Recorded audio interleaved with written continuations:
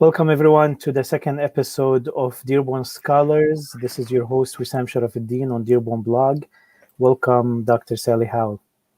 It's nice to see you, Wissam. Thank you for having me. Sally Howell is Associate Professor of History at the University of Michigan-Dearborn and Director of the Center for Arab American Studies. Her books include Citizenship and Crisis, Arab Detroit after 9/11, Arab Detroit 9/11, Life in the Terror Decade, and Old Islam in Detroit, Rediscovering the Muslim American Past. Old Islam in Detroit received the 2015 Arab American Book Award. Professor Howell is currently a curator for the Halal Metropolis exhibition series exploring the politics and aesthetics of Muslim visibility in Detroit. Professor, we're going to start with your childhood. Okay. Where and how did you grow up? I grew up in southern Louisiana in a little town called Luling that was across the river from New Orleans. I grew up on what we called the West Bank. It was the West Bank of the Mississippi River. I know there's another West Bank that's probably more familiar to your audience. But it was a great place to grow up. We kind of had the run of the neighborhood. Our neighborhood was like an island in the middle of a big swamp. And there was only one way in the neighborhood. It was like a 3 or 4 mile long causeway, like a bridge basically, that came to this place. And so it was really safe. You know, we knew all the neighbors. We could run around. It was a really fun place to grow up. What kind of school system did you enroll in your childhood, and what kind of influence the South had on you? Well, so I am just 100% Southern. My mom's from Mississippi. My father's from North Carolina. We're old Southerners. My father's family is, in a way, both of the families, they were they weren't the first sort of white settlers that arrived to the area that they settled in, but they were among the first. And I'm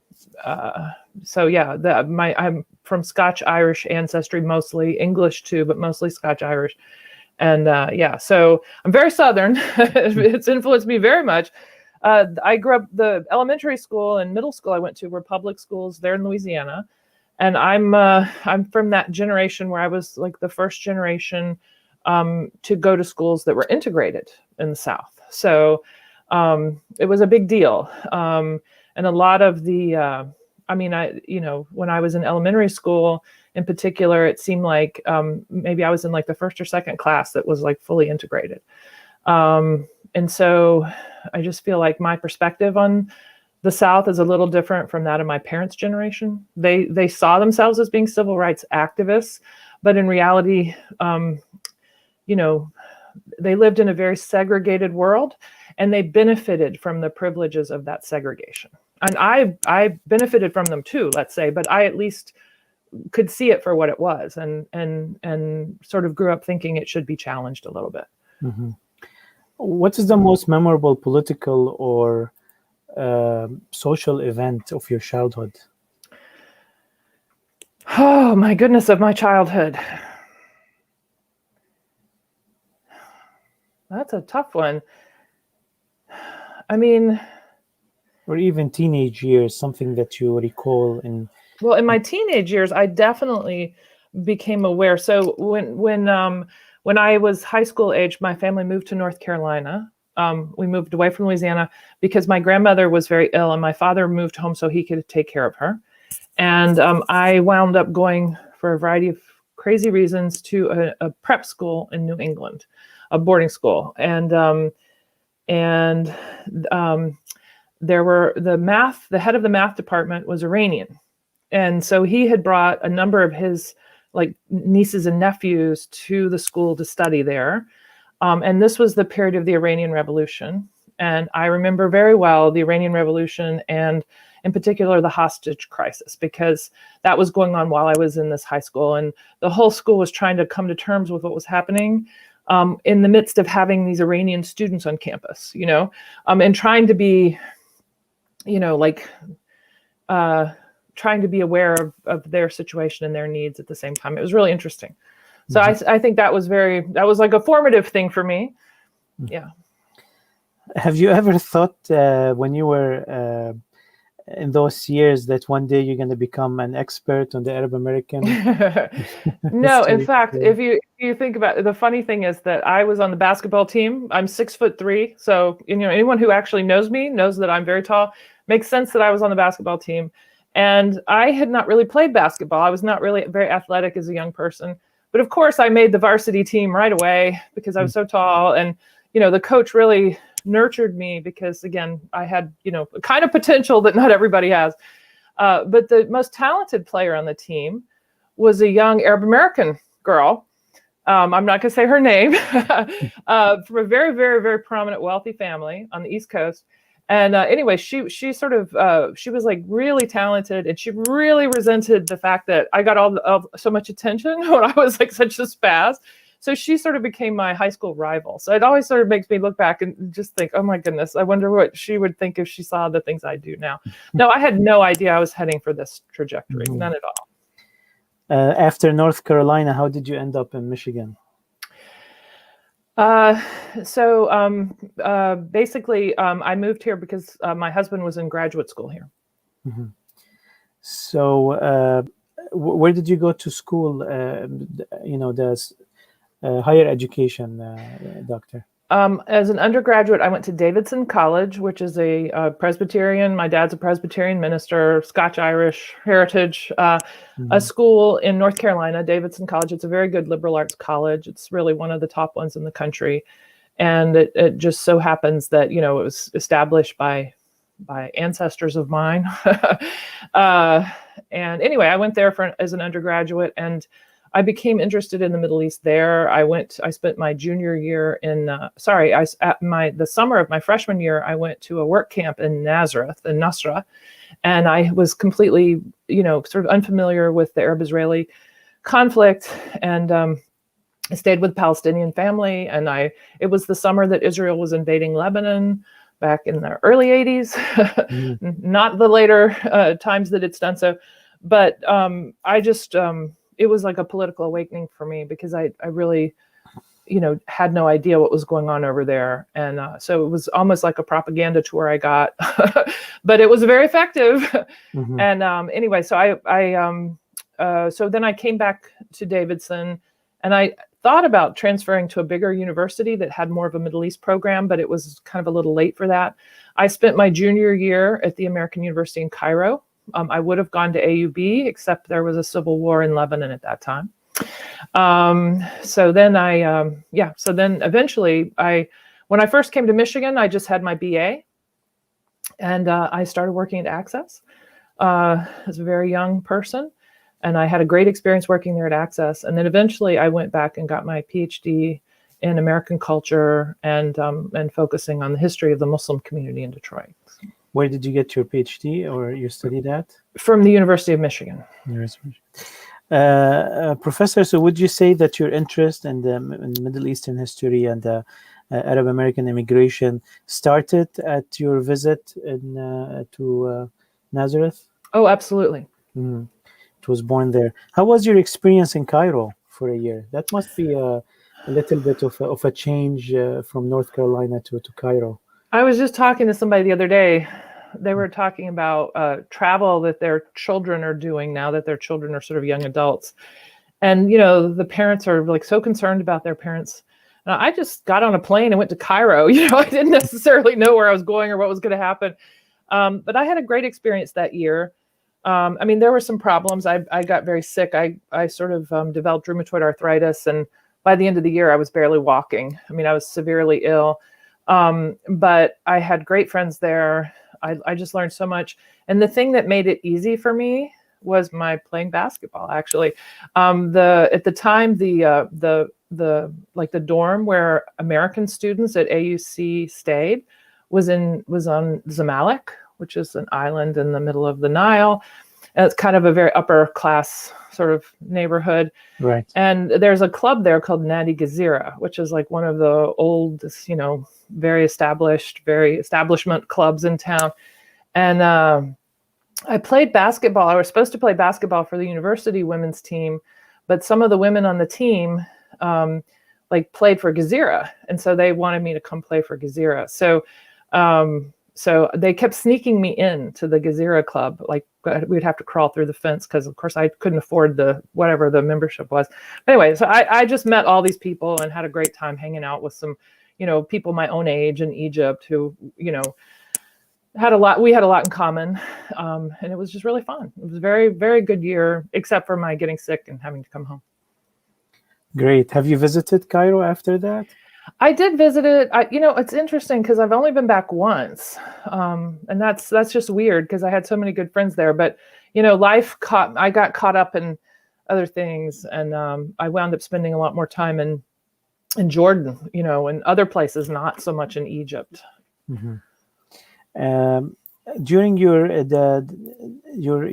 years at University of Michigan and doing your PhD, did you find the resources that you needed? What was how did your specific interest develop, and did you struggle finding resources to fulfill your area of research?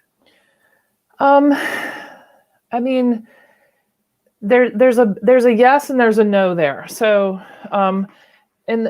so I had a hard time because there weren't a lot of faculty who were interested in Arab Americans. And interestingly, one of the few ones was my husband, so he couldn't be on my committee. But he'd done all this work in Dearborn sort of as a partner to me when I worked at Access. And, they started hiring some Arab Americans in my second, I remember my first year, the faculty were talking about doing these hires. Maybe my second year, these hires came in. So Nadine Neber was hired, who wound up heading up the Arab American Studies program there. And then later, basically the year I was finishing, Evelyn Sultani was hired. So they started hiring people, but it was just kind of slow for someone who was just starting. So I had a little bit of a struggle finding people to be on my committee. I worked really closely with Amani Jamal back in those days, who teaches at Princeton, but she was a graduate student too. So that was a little bit of a struggle. And of course, no one had really written about the history of the community I was interested in.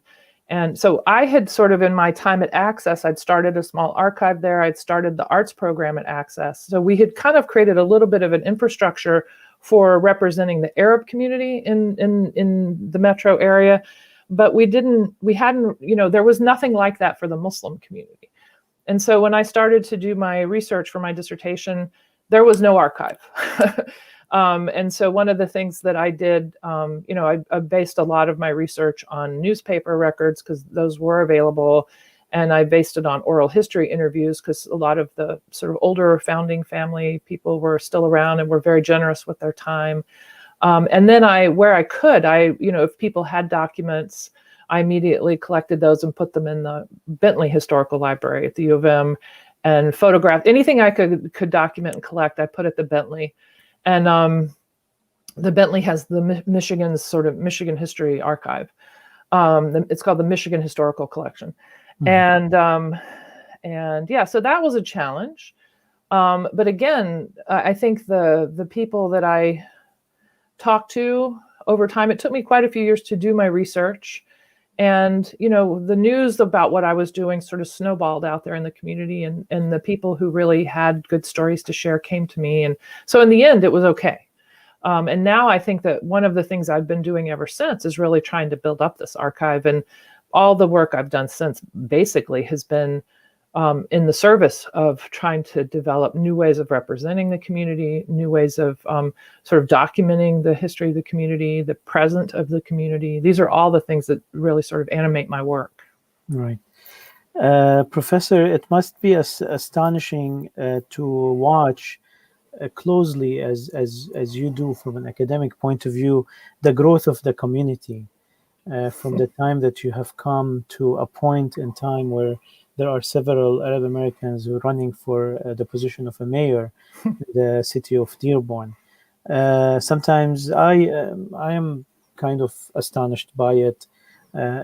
How do you see that growth? Is it based on ambition, or is it based on, how do you characterize this growth? Is it a natural growth? I have a feeling that it is kind of faster than a typical community. And if it is, why is the Arab American community growing very fast? Well, so in the first place, I don't know what the typical community is. I really don't. There is no typical, especially in this historical period. But I mean, yes, of course, the community. When I first got to Dearborn, it was 1987, I think, 86 or 87. And yeah, the Arab community basically lived in the South End. And there were people who lived in other parts of Dearborn, but the community was in the South End. There were, there was the Dick's Mosque, and there was the Islamic Institute.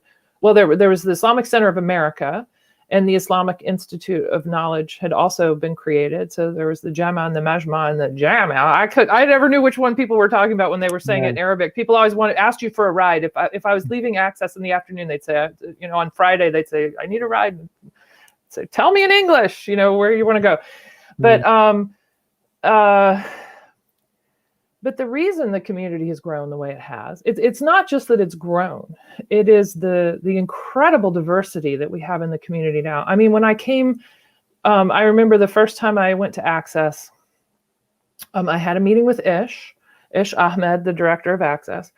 And I was looking for a job. I was just like a young person, had moved to Ann Arbor, and all these people in Washington, D.C. had told me I had to go talk to Access. So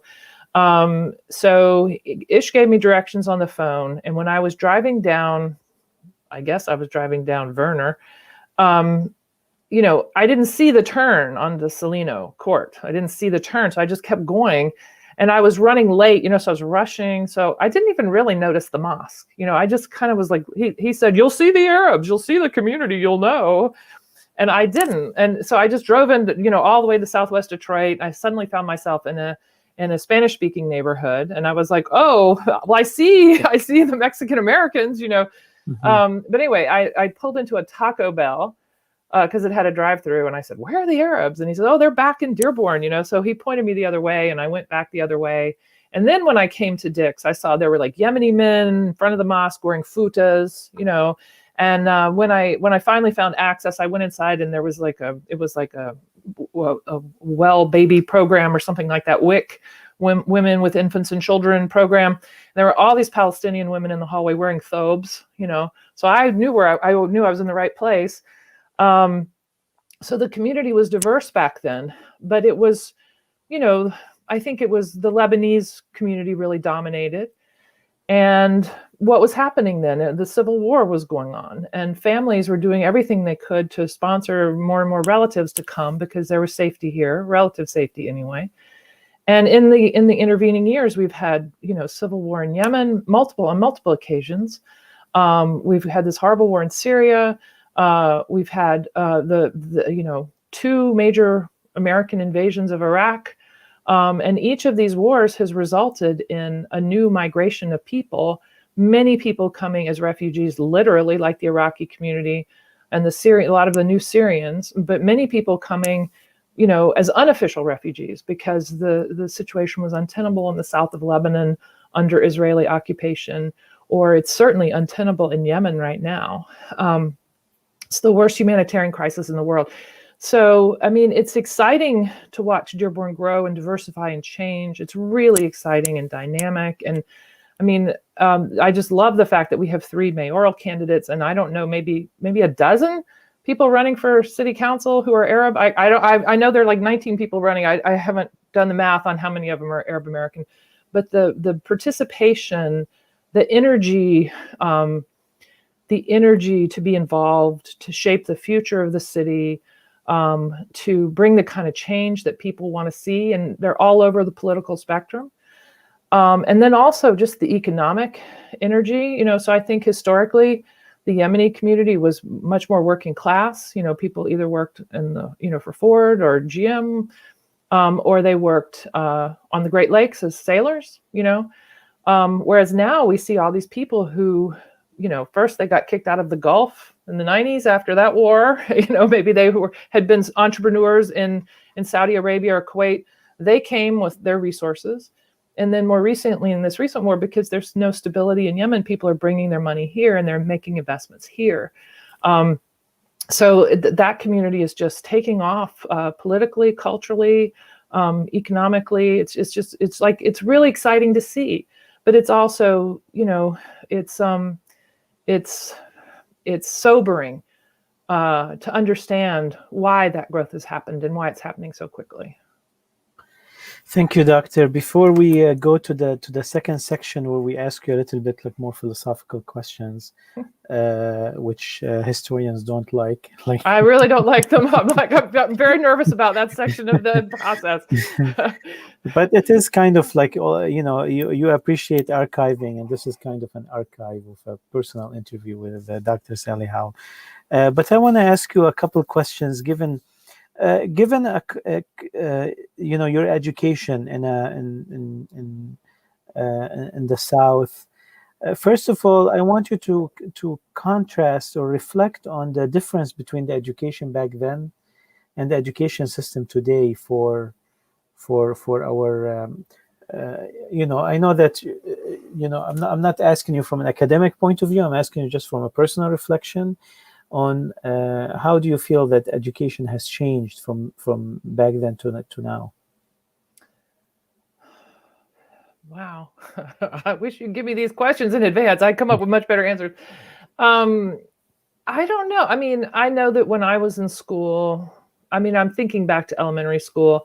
I went to a really good high school. That prep school I went to was really good. And we had very small classrooms and we got a lot of individual attention. And, our favorite thing to do when I was in high school was to talk about political things so that we could get the teacher talking about something other than what we were supposed to be talking about. You know what I mean? We had some teachers who were very good at that. But that was good for me because it was where I sort of started to think about politics in the world and our place in the world. And so I did appreciate that. And it was also really good for me to be a Southern kid going to high school in Connecticut, because I didn't study really very much American history in the South. I really studied it in the North. And people always wanted me to represent the South, and I knew what I was supposed to say, South's going to do it again, that sort of thing, but I didn't buy it, So it was just interesting to be in that sense, I was an outsider. People saw me as really representing something other to them. But I think in terms of the elementary school I went to, Louisiana is, I think Louisiana and Mississippi are always competing to be the lowest educated populations, lowest performing schools in the country, those two states. And our schools were really bad. We had, the number of kids in the classroom, I couldn't tell you. There was some good stuff happening, again, because of integration. We had Black teachers, which I don't think anyone had, white middle class people hadn't had a lot of Black teachers before, the year I was in second grade, and the families that I knew, my family, the people in our church, were all very supportive of this integration that was going on. My dad used to do things like he would do this pulpit exchange with the Black preachers in our town, trying to bring our congregations closer together. It was that period, it was post the civil rights era. It was the late 60s, early 70s, but there was a sense of optimism and that social change was moving. We also lived near New Orleans, and New Orleans was for the South, certainly, it was one of the few places in America that had a visible queer community. And, this was a little bit confusing for me as a kid. Why are these guys walking down the street holding hands or with their hands in each other's back pockets or kissing on the street? That just seems so, it seems so unfamiliar. It seems strange. But I was definitely taught by my family that, we respect all people and, there are just different ways of being. And I just don't think that a decade before the one I came up, that would have been the message I would have gotten, So anyway, but the schools were not good. And I remember the first year I did go to a private school after having been in these public schools. It was I was years behind in math. I was years behind in English. The only reason I had even got into the good school was because I loved to read and I read all the time. And so in a way I was educating myself because I was just a vociferous reader. But the schools were not good in Louisiana. And I mean, so compare that to my daughter's education. She, I live in Ann Arbor. She went to the Ann Arbor public schools, and she always had so much opportunity. She always had great teachers. I mean, you noticed like one of her teachers was pulled out of the classroom and made a principal, and she had been like one of the really beloved teachers. This was when Eleanor was in middle school. And, we noticed that the new teacher who came in wasn't as, just didn't have it in the same way that the original teacher had it. But she was still really a great teacher and very thoughtful and, very, very committed to what she was doing. And, always, really thinking about the needs of the students. And we got so much advice. Like my parents were always struggling. I like to read, and, we didn't even have a library in the town I grew up in. We had a bookmobile. And the librarian, I loved her. She would, when she came, she would, I would give her my 3 books that I'd read that week. She would give me 3 new books, but they weren't the most challenging books. And my parents would be talking to the teachers and saying, she wants to read more. What is appropriate for her age? And that they just were no help. Whereas I remember when Eleanor was learning to read, it was the period when the Harry Potter books were coming out. And so, like the very first Harry Potter book, she was in 1st grade. And so we were like trying to get her to read Harry Potter to us, And I remember saying to the teacher, she really is having a hard time reading. And the teacher was like, well, why are you getting her to read? And we said, Harry Potter, it's whatever, and she said, well, she's a beginning reader, give her this, So the teachers just were so helpful to us. They always counseled us and, gave us the best tools. And yeah, so I feel like, at least in our experience, this generation got more. Now, as a college educator, I can also say that I see that not a lot, the students that we have are not necessarily very well prepared as writers. And again, I went to these private high schools, but I was really taught how to do research in high school. And I think we're really, we're teaching just the basics of research on our campus. So it's not everybody, goes to the Ann Arbor public schools. Let's just put it that way. Or maybe not every family has the investment in their child's education that my daughter had in hers. Mm-hmm.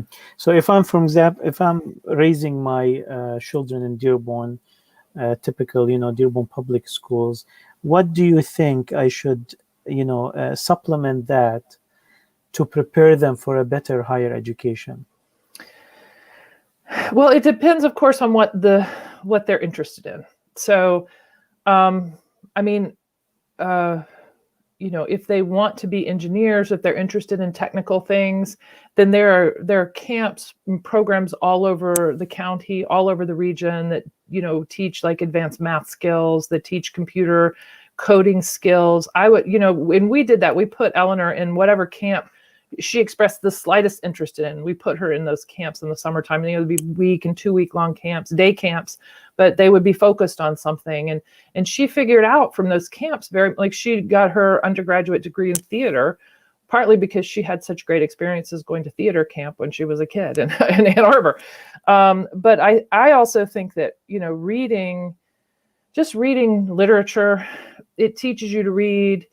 If you're in Dearborn, maybe your parents are, immigrant parents. Maybe their English isn't the most sophisticated English because they learned it as a second language, And I know plenty of second language Arab English speakers, by the way, who are just bulbul, as they say, but many aren't. And so reading really gets you that ear for idiomatic English, and it introduces you to so many different kinds of thinking and ways of living and kinds of writing, and it opens the world up to you. And of course, the kind of literature that's available now in English is so much broader than what I grew up with. So I would just encourage kids to be readers, turn off the TV, and take advantage of like the AP courses that the different high schools offer.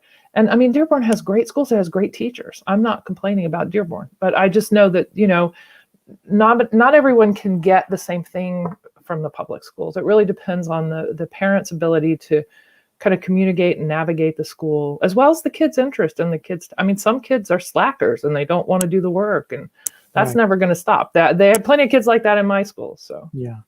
So although there are much more resources for students and a better equipped system for education, you're finding it that there is a lot of personal effort that is needed for students to be better prepared for higher education. yeah, and another thing I think we see at U of M Dearborn in particular is cheating. Mm. A lot of cheating. A lot of cheating. Well, that's shameful. People trying to game the system, and it happens in every class I teach. It happens across the university. It's a real issue. And is the university tackling this issue? I mean, do they have like a zero tolerance policy? Are they trying to be stricter? It's a public university, so you can't really have a zero tolerance policy. You can't. We would have no students. The school I went to did have it had a really strict honor code, zero tolerance, all of that. But they're tackling it. They have, we do have an honor code. We do, but it's really like up to each individual faculty member to establish what their expectations are in the classroom and what the punishments are if students cheat.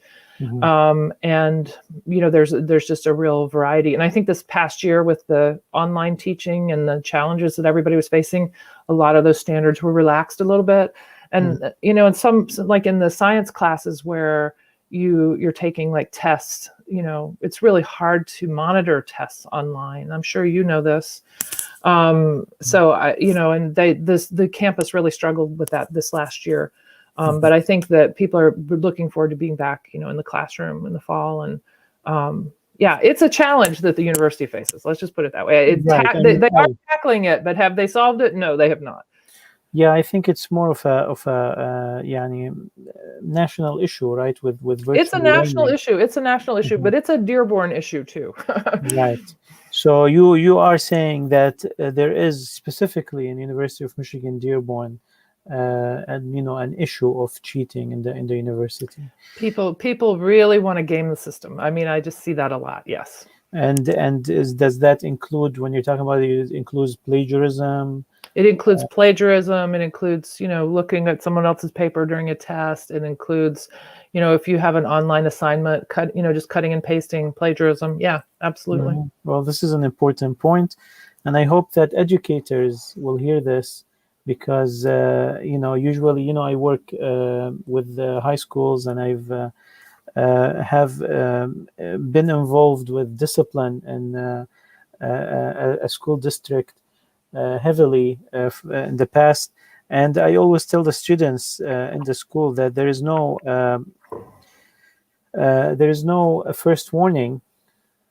Whatever the consequence is the first warning, and you are learning this in high school, because the consequences are very limited in high school, because this experience is very important, so you don't repeat it in real life, where the consequences can be detrimental to your career.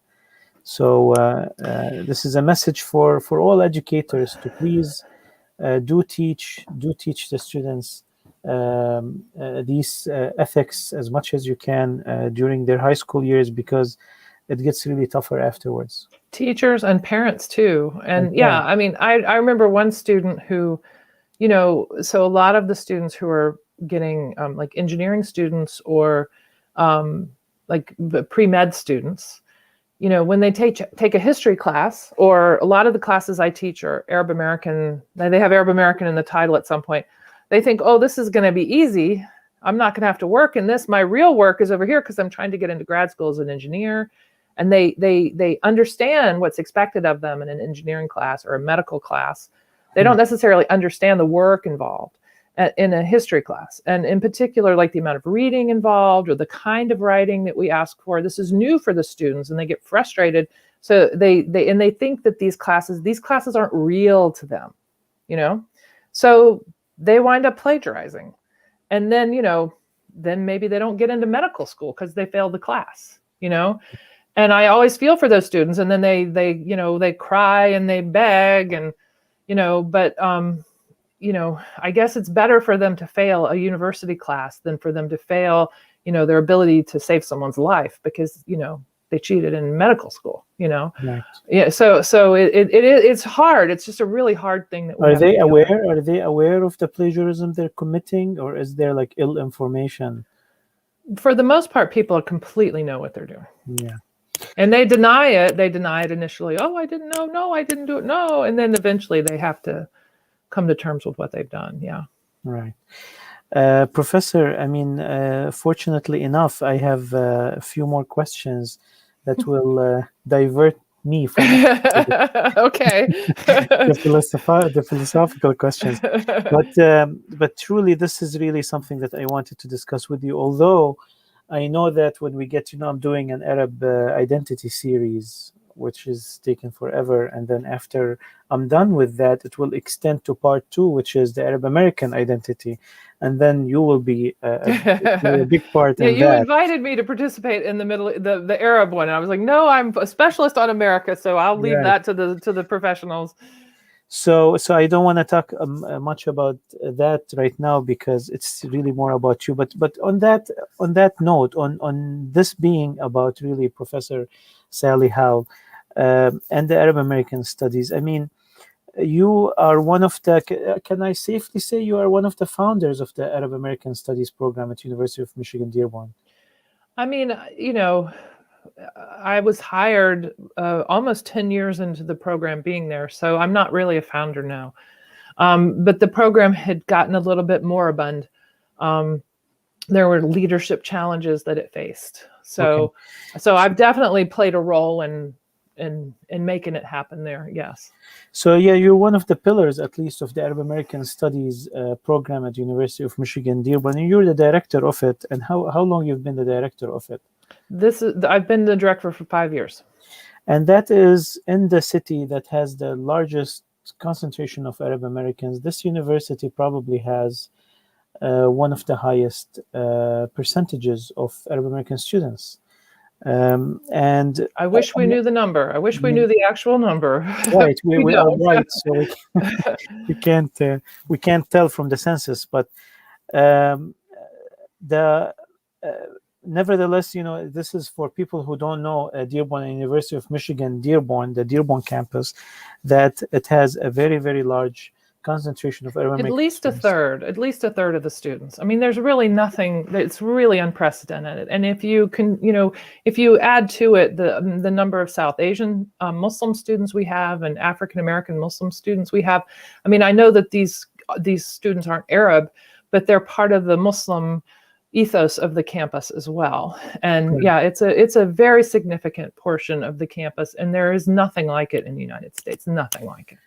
Right, and there is a historical responsibility for those students being in such a position, being in the position of being in Dearborn, and being in this university, and having an Arab American Studies, which is rare to have a university that have such a program, and having the expertise behind them, the group of professors that can support them in this. Do you find an adequate response from the community in supporting the Arab American Studies program and enrolling in it?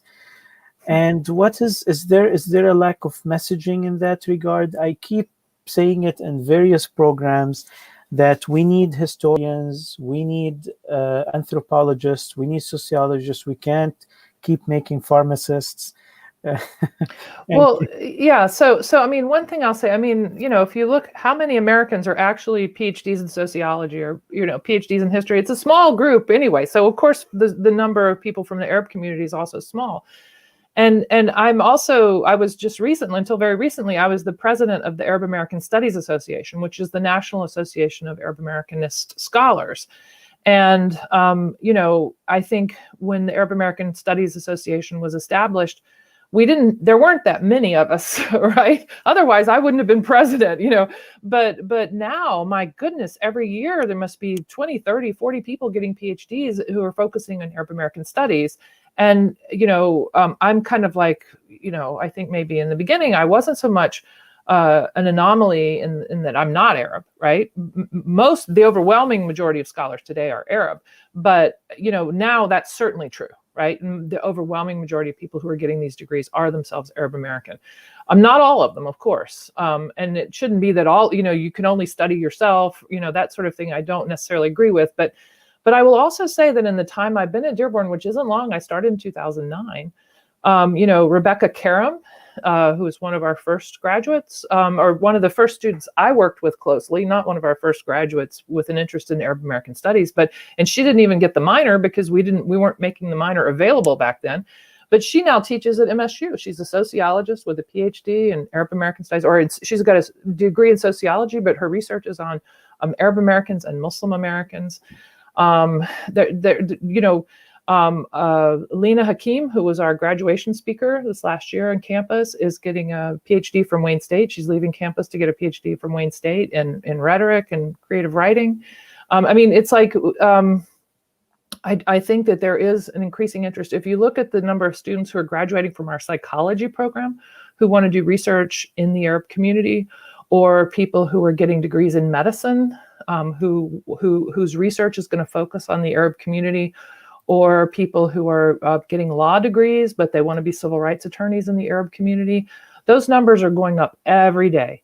And it's in part because of what we're doing on campus. It's in part because there's just an increased interest and awareness. The community is really into representing itself today in a way it wasn't, or, just didn't have the number of educated people 30 years ago that it has today. Mm-hmm. So there is, I agree, we need more students to take our classes. I would love to see more students take our classes. But no, I do see incredible interest, growth and interest. And it's just like a certain kind of person that has this interest. Some people, one of my favorite students that I worked with this past year, she took all of our classes. She got the minor. She did all this extra research. I hired her as an intern to work on a variety of projects. She's working with me now on projects, but she wants to go to medical school.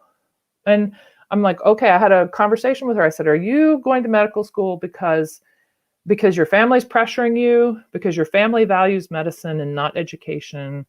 Are you doing it because you're concerned about making money? You know that if you become a doctor, you'll make a lot more than you would as a university professor. And she said, no, I'm interested in medicine. That's what I've always wanted to do. I want to be a doctor. And then she said, but I've taken all these classes because I want to do a better job at serving the community that I come from. And she said also, she was like, what do you think? Okay, so how can I help Arab American studies as a doctor? What can I do? And I said, well, yes, do research, insist that your institution make sure that Arab Americans are counted and not, make sure they're disaggregated from whiteness and counted for who they are and that their health needs are met. But also maybe consume Arab American literature, consume Arab American histories. Support the campus when you do make that large income and your college loans are paid off and your medical school loans are paid off. Give back, support the center. And she just felt like so motivated. I can help, I can support, down the road. So inshallah, she'll get into medical school and she'll continue to be a supporter of the work we do. And that's great advice, that even whatever career a person goes to, they can support that program. So I hear from you optimism of the growth of these programs and the interest in them. I absolutely. We always want more students. I think that our numbers, every year, the number of students who take classes from us grows. And the number of students so a lot of students take the classes because, I am an Arab, I can take this class, I'll get an A, but they get in the class and they're like, wow, I had no idea. Even most of the students have no idea about the history of Dearborn. Most of my students today have never been to the South End. They've never been to the South End. Wow. To me, that's like the origin place of all of Dearborn. You have to go to the South, you have to know the South End, but anyway, but we have so many people who are teaching these classes now. When I first started, it was just me and Dr. Bawardi. But now we have so many faculty members who are teaching this, and they're teaching it in anthropology, they're teaching it in history, they're teaching it in sociology, they're teaching it in public health, they're teaching it in literature. So many colleagues. They're teaching Arabic is not necessarily Arab American studies, but they're teaching Arab American literature. And so it's like there's the more faculty we have, And the more dynamic those faculty are, I mean, we have, Carmel Price and Natalie Sampson, who are doing all that research in the South End on environmental justice in the neighborhood and empowering people to be advocates on their own behalf. People, not everyone wants to be a history professor. Not everyone wants to be an ecological warrior. But the more faculty we have and the more courses we offer, there's this synergy that's created, and people suddenly start to think that this thing that we're doing in Arab American studies is really important and empowering. And I think we're at that, we're getting to that point where, you can feel that the campus understands the significance of what we're doing. Right. Thank you, Professor. Another aspect also I want to ask you about is there are two aspects of the Arab American identity. One aspect is as it relates to to back home, and it relates to the Arab struggle, and that is was more dominant in the older generations of Arab Americans. The earlier generations, which were very politically organized, and there were a lot of publications that always supported the major incidences or themes in the Middle East, the struggles back home. And for example, the Penn League, which was focused on reforming and encouraging and nourishing the Arabic language and the Arab psyche. And then when the first Arab Congress took place in 1913 in Paris, there were actually representatives of the Arab Americans. They weren't called Arab Americans at that time, but there were some Arabs who... They were the Syrians. Right. Some went from 3 or 4, with the difficulties of traveling to Paris at that time. They actually showed up and they traveled, and some others, they sent telegrams and they sent letters. They came from all over the Americas, from Brazil and Argentina. They were from the whole continent, sent people to participate in that Congress. Absolutely. And they were calling for reform of the Arab provinces under the Ottoman Empire at that time. And so that's one aspect of the Arab American process. We still see it today with the recent, for example, protests for Palestine. And then there's the other aspect, which I'm growing now to see and to realize, and perhaps because I'm kind of, one of those people who grew up like exactly half of their lives in the Middle East and the other half and here. Like I grew up, like the developmental stage of my life was partly here and partly in the Middle East. So my personality is kind of both. Like I feel so American and I feel so Arab at the same time. Without being schizophrenic. So this other aspect is an Arab American identity, like that is very peculiar. It has nothing to do with the Arabic language. It has not necessarily a lot to do with back home, except some images, some ethos, some symbols. But it's kind of crystallizing this new. And you see it in their literature, you see it in their typical art. There is elements of Arabism in it, but it's like a new American personality, truly Arab American. But it's not something that we used to understand it before in a different way, and I feel now it is forming a new personality. Do you see that? I mean, yeah. So, but I think this is a better question for me to ask you than for you to ask me, just because I think that, So I remember when I first came to Dearborn all those years ago, and I talked about being in the South End and seeing the women wearing the thobes and the men wearing the futas, and I was like, "Oh, here are Arabs. I see they're Arabs. You can see that they're Arabs." Whereas someone like Ish Ahmed, who was completely Arab. But he was born here, and his grandmother was born here. For goodness' sake, I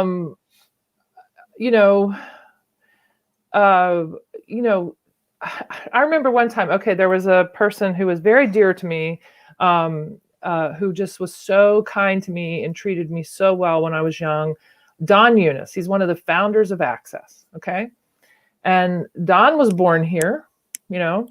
It might be that one of Don's parents was born here too. I can't exactly remember. He used to talk about his one of his uncles was killed by Pancho Villa. Maybe his own father was killed by Pancho Villa, and he was raised by his uncle. I can't remember the story exactly, but Don Eunice he was a firefighter in Dearborn, and he's one of the founders of Access. Very progressive political activist in the community. Anyone who's over 50 years old will know who Don is. Anyone who grew up in Dearborn. Yeah. He passed away a few years ago. Allah yarhamu. Don, when I first came to Dearborn as a young person, Don used to, for whatever reason, we would walk down to Dix Avenue, and there were all these Yemeni coffee shops on Dix. And he would have his cigarette and have a cup of coffee, and he would tell me stories. He was trying to fill me in on the history of the Arab community in Dearborn. And they were stories. He had a story about his father, all these stories about his father encountering Henry Ford, the old man, as they used to call him, stories about, the labor struggles at Ford, stories about, prohibition in Dearborn, all these really American working class Dearborn stories that really seemed to have nothing to do with Arabs. And yet all the main characters in them were Arabs, right? So that was one kind of person that I knew. And then there were the women wearing the thobes and the men wearing the futas, right? So this Arab community was obviously really diverse. But my husband's an anthropologist. And so after working at Access for a few years, I went with him first to Yemen, to do his dissertation research. So we took a leave of absence from my job, and I went to Yemen, spent 6 months in Yemen. That, we couldn't get the right visa. Actually, we were there for 4 months. We couldn't get the visa we needed, so we came back. Then we went to Jordan. We spent a year and a half in Jordan, living in a rural area with a Bedouin family, right? And when I came back from Jordan, my Arabic was much better than it had been, much better than Don's ever was, And I remember just talking to Don one day and saying to him, you're not an Arab.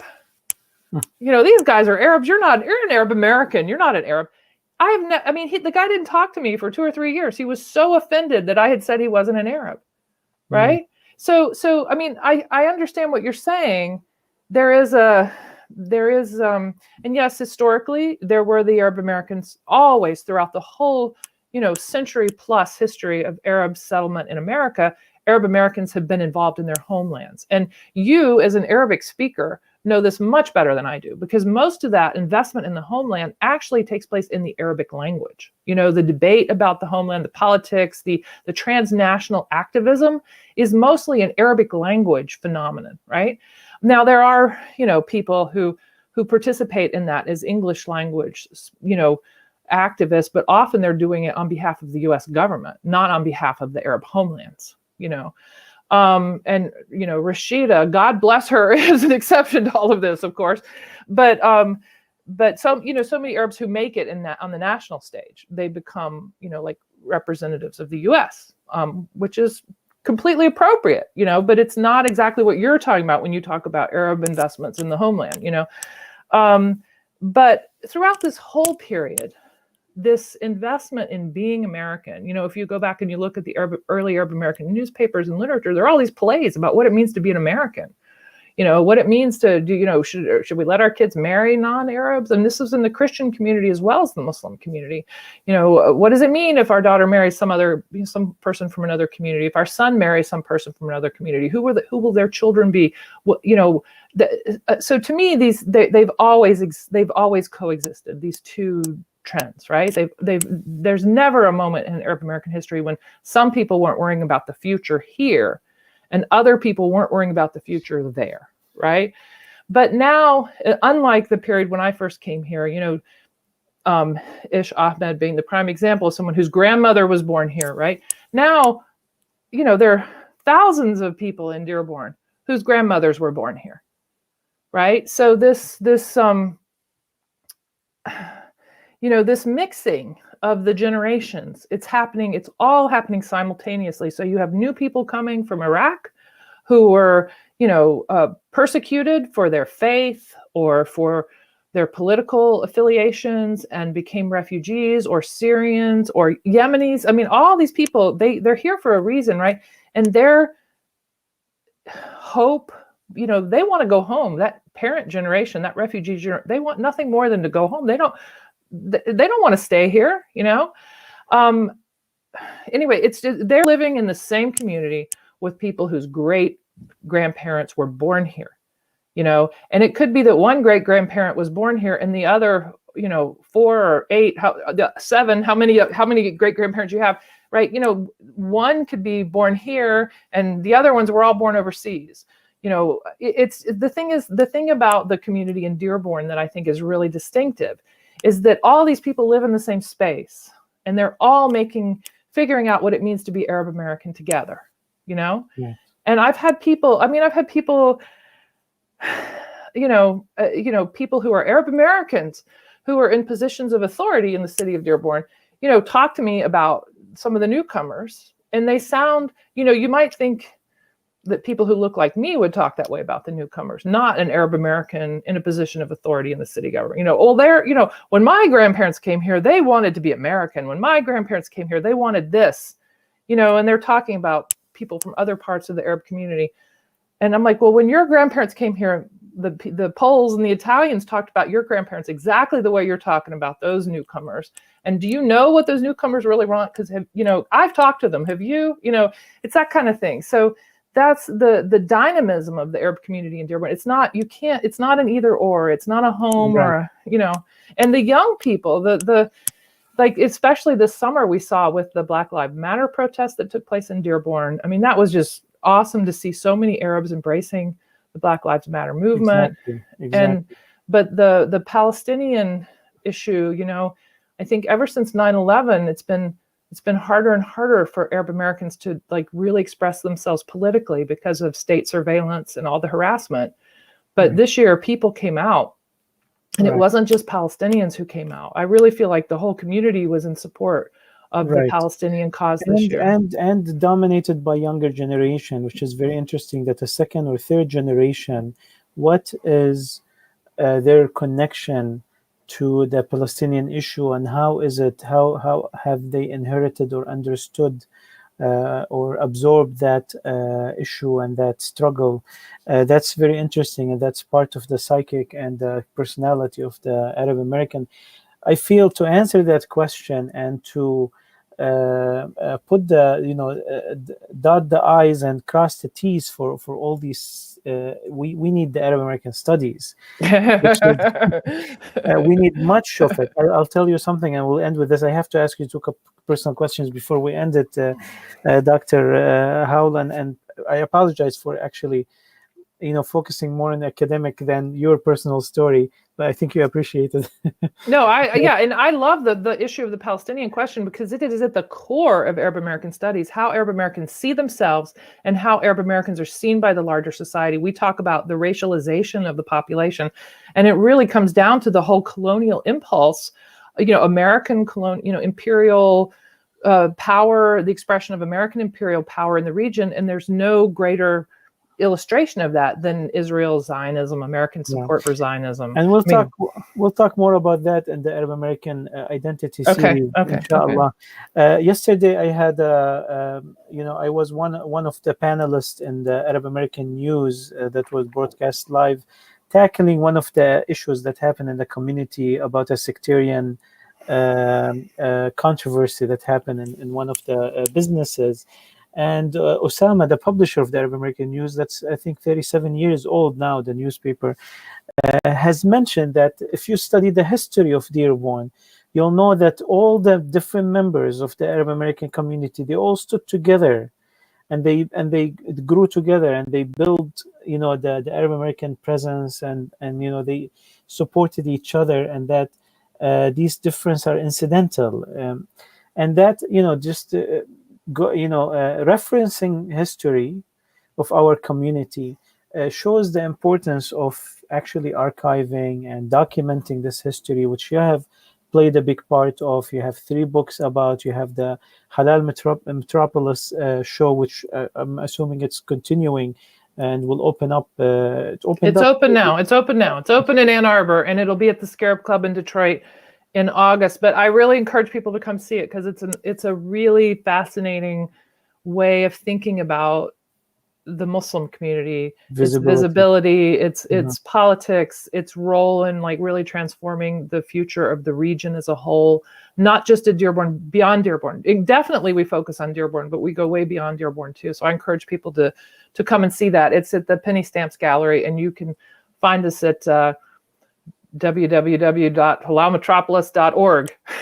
Thank you, and I'll put the link in the comments. Please do, yeah. But so anyway, so the Arab American history and studies, they answer a lot of the questions, and they organize our narrative, and they organize our mind, and with that, it solves a lot of problems. It empowers us, etc.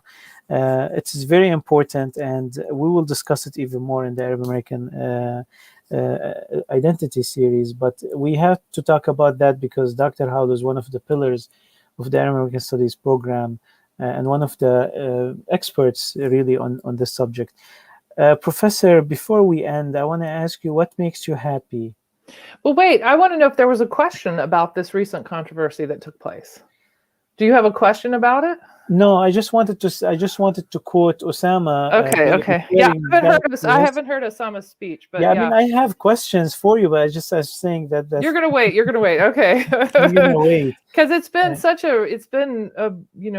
it's been quite a week. That whole conversation has been really something to see, and it's following, maybe not quite a year after the controversy where that took place at that spa where the Yemeni woman was, basically publicly shamed for her skin tone, Right. So, I mean, I would agree with Osama that the Arab people in the Arab community have stood beside one another, and the community grew with this sense of them being a shared collective. But I would also agree that there's always been intra-Arab difference and conflict and sectarian it's always been there too. And so you can't gloss over, I mean, it's not all a happy story of people getting along. It's also a story of people having to learn how to get along, because the people in the Arab community, I mean, the Arab world is not a simple, homogenous space. It's a very diverse space, and with all these, and the histories just keep diverging more and more as time passes. So of course there are going to be conflicts in the community, and it's very unfortunate. People do. I mean, we've had people who came to the exhibit this week. I've given people tours of the exhibit, and they have expressed displeasure over some of the content that's included in the show, including we have one of the artists in the show has made a film about Ashura, quite specifically. And that one, I've seen people from other parts of the Muslim community, ask why we included that in the show and that sort of thing. So these differences, they matter too. Right. Very interesting, Professor. Again, I know that this is a subject that we can. Yeah, sorry. I know we're past our hour. No. I mean, we can do an episode on that, and I think it's probably needed. I always felt that these are exceptions, like the general trend that I mean, it's natural for them to occur. I think that they occur much less than they expected to, which is a sign of health in the community. But it's the issue has continued to being open. I think in one of the organizations I work with, in Nedwa Free Thinking Society, I think they are preparing an episode about that. And with live discussions, other than Dearborn Scholars program, we do tackle such subjects. So I'll probably invite you again for to be part of a panel on this subject. Professor, to end the show, I want to ask you, what makes you happy? And how do you attain happiness, in your opinion? All right. Well, so what makes me happy? So I will tell you, this year was really rough on me. I'm here in Michigan, and like many immigrants, my family is somewhere else.